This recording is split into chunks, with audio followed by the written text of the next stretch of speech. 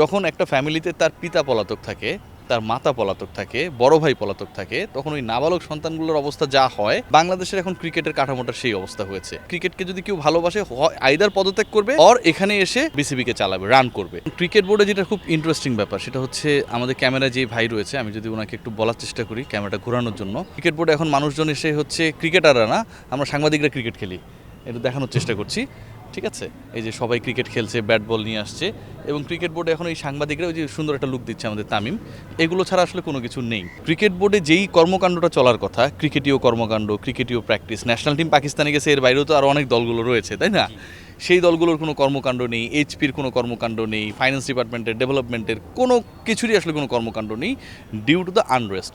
যখন একটা ফ্যামিলিতে তার পিতা পলাতক থাকে, তার মাতা পলাতক থাকে, বড় ভাই পলাতক থাকে, তখন ওই নাবালক সন্তানগুলোর অবস্থা যা হয়, এর বাড়ি ওর বাড়ি ঘুরে বেড়ায়। বাংলাদেশের এখন ক্রিকেটের কাঠামোটার সেই অবস্থা হয়েছে। এবং সবচেয়ে বড় ব্যাপার যেটা, যে যেই পিতা পলাতক থাকে তার সাথেও কিন্তু তার আত্মীয় স্বজনরা কন্ট্যাক্ট করতে পারে, ঠিক আছে, যোগাযোগ করতে পারে। ধরেন ফিসফাস করে কথা হয়, অন্য একটা নাম্বার থেকে কল করে, হ্যাঁ বাবা কেমন আছো, আমরা কিন্তু এই জায়গাটায় আছি। এই যোগাযোগটাও নাকি পাপন ভাইয়ের সাথে বাকিদের হচ্ছে না, এটা খুবই দুঃখজনক। আমার কথা হচ্ছে, ক্রিকেটকে যদি কেউ ভালোবাসে, আইদার পদত্যাগ করবে অর এখানে এসে, যেহেতু বাংলাদেশে একটা ওয়ার্ল্ড কাপ আছে, 2 মাসেরও কম সময়ের ব্যবধানে দল বিসিবিকে চালাবে, রান করবে। সো এটা যদি কোনোটাই না হয়, তাহলে এটা খুবই দুঃখজনক।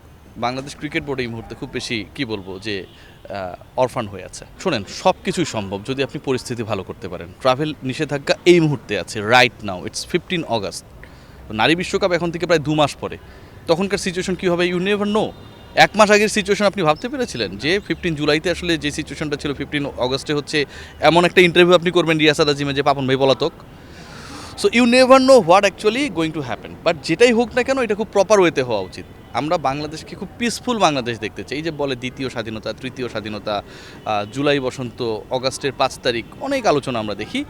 এই আলোচনাগুলোকে পাবলিক কেন সাপোর্ট করেছে, পাবলিক কেন একটা সময় রাস্তায় নেমেছে, পাবলিক কেন প্রতিবাদ করেছে, প্রত্যেকটা রক্তবিন্দুর হিসাব চেয়েছে, একটাই কারণ। সেই কারণটা হচ্ছে, আমরা একটা পিসফুল বাংলাদেশ দেখতে চাই, যৌক্তিক বাংলাদেশ দেখতে চাই। তেলবাজির বাইরে গিয়ে, দালালির বাইরে গিয়ে একটা দেশ থাকবে, প্রত্যেকটা সেক্টর যেখানটায় হচ্ছে ফ্রি অ্যান্ড ফেয়ার ওয়েতে চলবে। সো ওই জিনিসটা আমরা চাই। এটা যদি এনশিওর করতে পারে ইউনূস স্যারের যে অন্তর্বর্তীকালীন সরকার, ডেফিনেটলি এটা খুব বেশি ডিফিকাল্ট কিছু না। এই যিনি বা যেই দেশ নিষেধাজ্ঞা দিয়েছে, সেও হচ্ছে ওই 6 ঘন্টা কিংবা 12 ঘন্টার একটা ডিসিশনের নিষেধাজ্ঞা দিয়ে দিয়েছে। এটাকে তুলে নিতেও আসলে 1 ঘন্টার বেশি লাগবে না। You can travel to Bangladesh, Bangladesh is a safe country. এই ব্যাপারটা এনশিওর করাটা আমাদের রাজনৈতিক নেতৃত্ব এবং একই সাথে অন্তর্বর্তীকালীন সরকারের দায়িত্ব। এখন যদি আপনার অফিসে এরকম একটা নিয়ম বানানো হয় যে আপনি যে স্যালারিটা পাবেন, অথবা আপনি যে কাজটা করছেন, সেই কাজটার বিনিময়ে আপনার যে পারিশ্রমিকটা হবে, সেটা আপনার হয়তো মানে দেখানো হবে হচ্ছে অনেক টাকা, ধরেন সেটা 1 লাখ টাকা দেখানো হলো, কিন্তু আপনার 1 লাখ টাকা দেখালো, আপনাকে আসলে পে করা হবে 50,000 টাকা। আপনি কিন্তু আপনার অফিসের রুলসের বাইরে যেতে পারবেন না, আপনি হয়তো ওই 50,000 টাকা নিয়েই সন্তুষ্ট থাকতে হবে। 1 লাখ টাকা হচ্ছে কাগজে কলমের ব্যাপার। তো বাংলাদেশ ক্রিকেটে কাগজে কলমে অনেক ডেভেলপমেন্ট দেখানো হয়েছে, কিন্তু বেসিক ডেভেলপমেন্টটা ছিল ওই 50,000 টাকার মতো। আমি কি বুঝাতে পারছি? একটা ক্রিকেটার নিচ থেকে উপরে ওঠে, উপর থেকে নিচে নামে না। সাকিব আল হাসানের কথা বলতে পারেন, তামিম ইকবালের কথা বলতে পারেন, মুশফিক মাহমুদুল্লাহর কথা বলতে পারেন, একটা পর্যায়ে উপরে গেছে। বয়সভিত্তিক ক্রিকেট, স্কুল ক্রিকেট, তারপরে এইচপি, হ্যাঁ, তারপরে A team and then the national team, তাই না? এখন আপনার সবচেয়ে নিচের স্তরটায় আপনি কোনো কম্পিটিশন রাখছেন না, খেলে মাত্র 2টা দল। 5 লাখ টাকা এন্ট্রি ফি, মানে আপনার ওই সামর্থ্যটা নাই।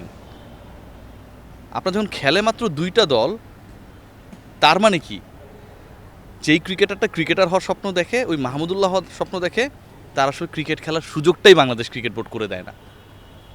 কতটা লজ্জার এই ঘটনাটা হতে পারে, কতটা বিব্রতকর হতে পারে, কতটা হতাশাজনক হতে পারে। সো এই ব্যাপারগুলো চেঞ্জ তো শুধু হতে হবে না, এই ব্যাপারগুলোর সাথে আসলে যারা জড়িত আছে ছিল, তাদের শাস্তি নিশ্চিত করতে হবে। মানে আপনি যদি বলেন যে কোনো একটা সরকার দীর্ঘ সময় ছিল, তারা স্বৈরশাসন চালিয়েছে, অন্য দলকে সুযোগ দেয়নি রাষ্ট্র চালানোর জন্য, তো এইটাও তো একটা ওইরকম, যে অন্য ক্রিকেটারদের, অন্য দলগুলোকে আপনি সুযোগ দেননি। আপনার সুযোগ তখনই পাবেন, আপনার সুযোগ তখনই দেওয়া হবে যখন আপনি টাকা দিতে পারবেন। ক্রিকেট খেলার জন্য যদি আমাকে টাকা দিয়ে সুযোগ নিতে হয়, আর ক্রিকেট বোর্ড যদি বলে আমার 1000 কোটি টাকা ব্যাংকে আছে, তাহলে তো ভাই মিলল না। এই 1000 কোটি টাকা ধুয়ে যদি আপনি পানি খান, সেই পানিটা আপনার পেটে ডায়রিয়াই করবে, আর কিছু করবে না।